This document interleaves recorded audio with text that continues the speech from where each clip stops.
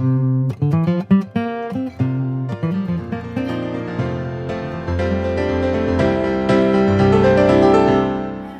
I'm with Professor Saideman talking about nuclear threat Iran is posing and with the political Bouillon, and we're going to find out what he has to say about it. So, Professor Saideman, Iran is slowly becoming more of a military threat against Israel. What can we expect Israel to do? Well, that's the question of the day. What will Israel do? I'm not entirely certain. I don't think anybody can be entirely certain. There's a lot of pressure within Israel to do something about it. But there are divisions. We've actually had various elites within Israel say that an airstrike won't have much of an effect, or an airstrike would have a temporary effect. And so the question then becomes, how much impact does this have in the short term versus what are the costs involved? Because all Israel can do is drop bombs on Iran. It does not have the capability to do anything else. And given that Iran has, over the course of time, anticipated such things after watching what the Israelis did to Iraq in 1981, I believe it was, those Iraq reactor. It was 86.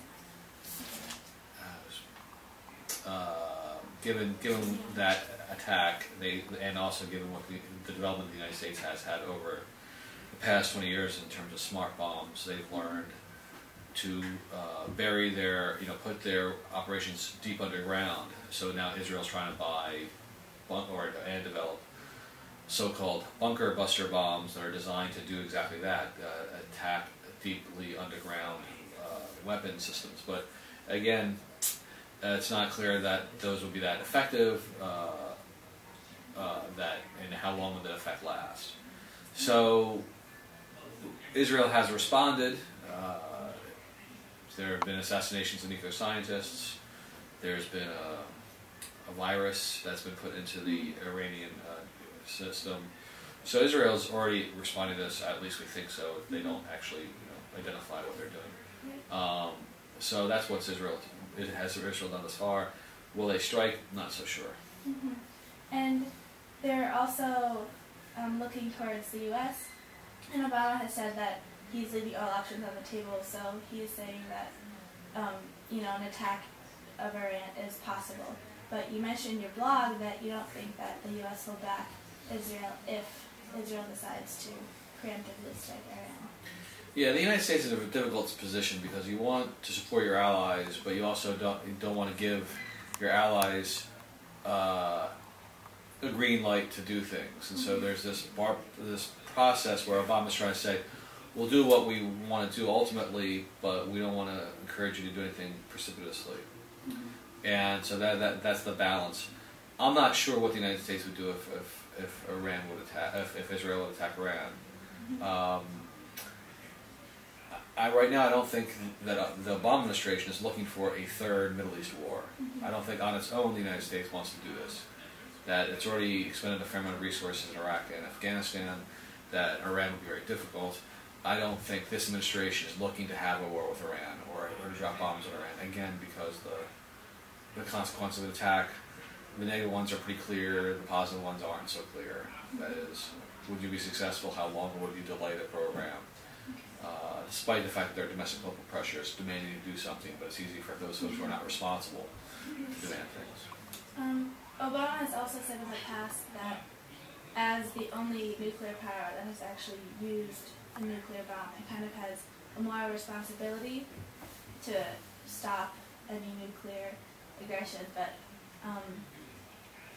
this has been translated into sanctions or any other form of diplomacy that could be used?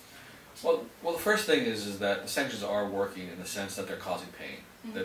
It's not. There have been times where the International Committee has sanctioned countries where the sanctions themselves have been ineffective. They haven't really caused much problems. I think, from what all reports suggest, that these sanctions have been effective in imposing costs for Iranian behavior. Now the question becomes, will they change it? They change their course of behavior given these costs, and that we don't know yet. And part of that depends on how patient people are. Even if Iran continues to pursue nuclear technology, it may not mean that they'll pursue nuclear weapons.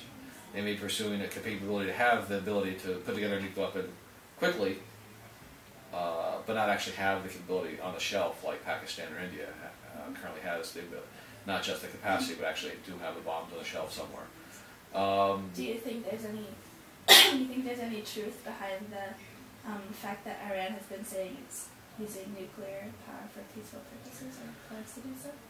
Well, this has always been the big trade-off of nuclear proliferation agreements, that the IAEA, the International Atomic Energy Agency, and the Non-Proliferation Treaty are all there to make sure that countries can pursue peaceful nuclear power technology, but not to divert them towards weapons programs. It's pretty clear, at least from the overall Iranian statements and their behavior, that they're not just developing nuclear power plants for power. They have larger or different objectives in mind. But it's often hard to, for the international community to sort of disentangle those two. But I think it's pretty clear that Iran is developing a nuclear weapons capability, or has a program to do that. How far along there, don't know. Do you think that with Iran developing this ability to have nuclear weapons, will other countries around also feel like they need to have bigger nuclear programs? Absolutely. This is the way it works. That the Soviet Union developed nuclear capacity mostly in reaction to the American one. That China developed its bomb in reaction partly to the Soviet, partly to the American programs. The Indians developed their program in reaction to China. Pakistan developed their program in reaction to India.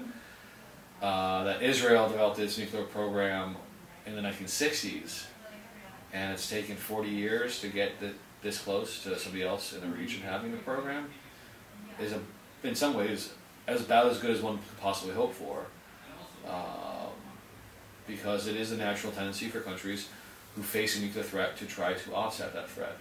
The good news on the standpoint for Israel is they have a nuclear weapons capability, which means that Iran would be most likely be deterred. Now, there's concerns that Iran is less rational, the Iranian leaders are less rational, more fatalistic, and all the rest. But we've had those same concerns about the Russians, about the Chinese, about the Pakistanis, and so on. So I think what Israel ultimately is going to have to do is accept the future reality.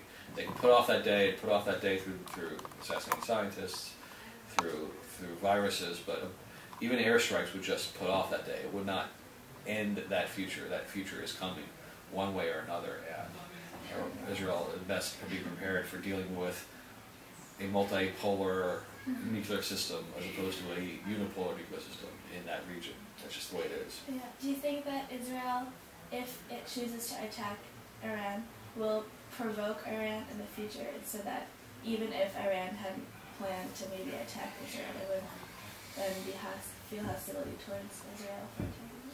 Well, the question is if Israel attacks Iran will respond in a variety of ways, and it's those responses that we're concerned about.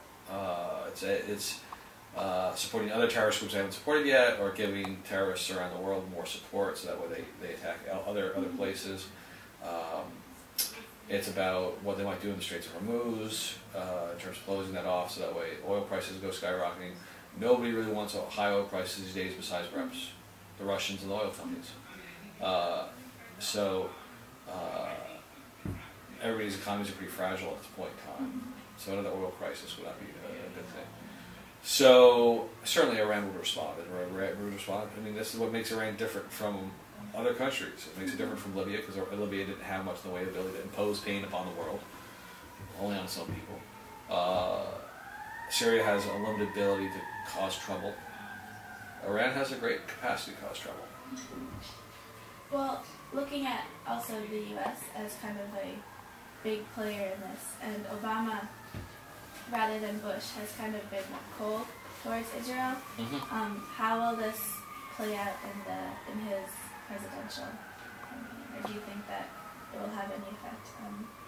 Well, I think the American public opinion is mixed on this. I think first of all, the election will be largely driven by domestic issues, the economy, and so what matters here then is oil prices. That a crisis with Iran would cause oil prices to skyrocket, which would cause the economy to suffer, and that would hurt his election campaign. So I don't think that he sees domestic political pressures pushing towards involvement with Iran, particularly given This week's events with the massacre in Afghanistan, we've had enough war. The United States has had enough war for the past 10 years. So seeking out another war, particularly one that would be unlikely to be successful in the medium to long term, might be successful at taking out a few places, but again, it's not going to delay things that long. It's not clear that what it would do. The Republicans, of course, will use this to try to make themselves look strong in foreign policy.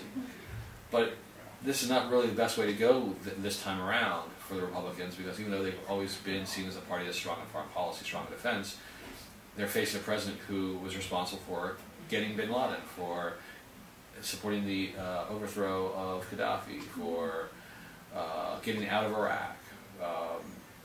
So the American appetite for war has declined. Again, in the Republican primary, you may have politicians continue to be the harshest on Iran.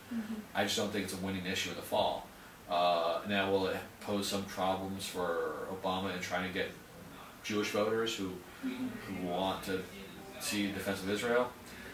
Again, I'm not sure that sophisticated Jewish voters in the United States would see a war with Iran to be good for Israel. I think retrospectively, the idea of Israel wanting the war with the United States to take out Iraq looks kind of bad in retrospect. That wasn't very good for Israel.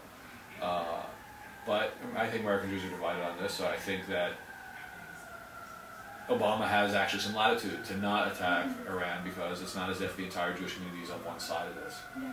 Do you think that anything will change if a Republican takes the White House?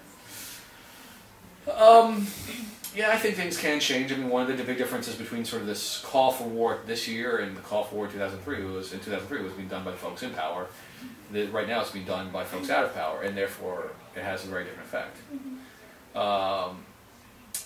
On the other hand, it depends on who gets elected, because Romney is saying all the right things to the Republican base to get elected. Once he's in office, will he actually follow through those things? Because I'm not sure he believes in this stuff. If it were Santorum, yeah, I'd be really concerned. I'd be really concerned, because he has very strong views on these kinds of things, and he'd probably follow through on them whether it made sense militarily or not. Do you make any predictions? But I think the election's going to be Romney versus Obama. Okay. So I don't think we have. I don't think. I mean, despite how well Santorum is doing right now in particular races, I don't think he's going to win the nomination. But if the Republicans get into power, then you do have folks who are bigger fans of this kind of war being in positions where they can make an impact. So that is a cause of concern. Yeah. Well, bringing it back to Iran first. Kind of to wrap things up, if nothing really happens, if there isn't an attack and Iran just keeps, building its capacity for nuclear power, what can we expect in the future, or near future?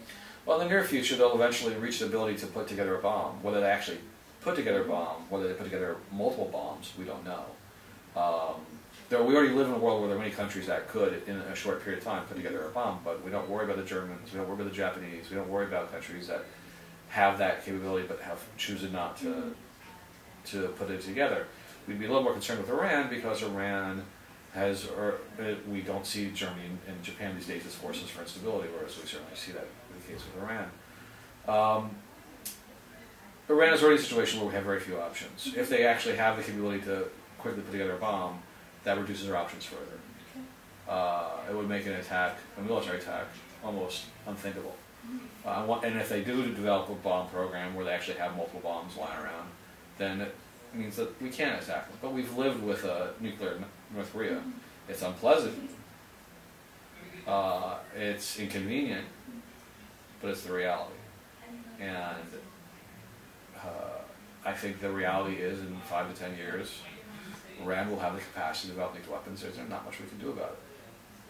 Well, thank you so much. Sure, my pleasure. It was very interesting, and got a new perspective of things. I am Valerie with the Political Bouillon, and we were talking to Professor Saideman. Thank you so much. You're welcome.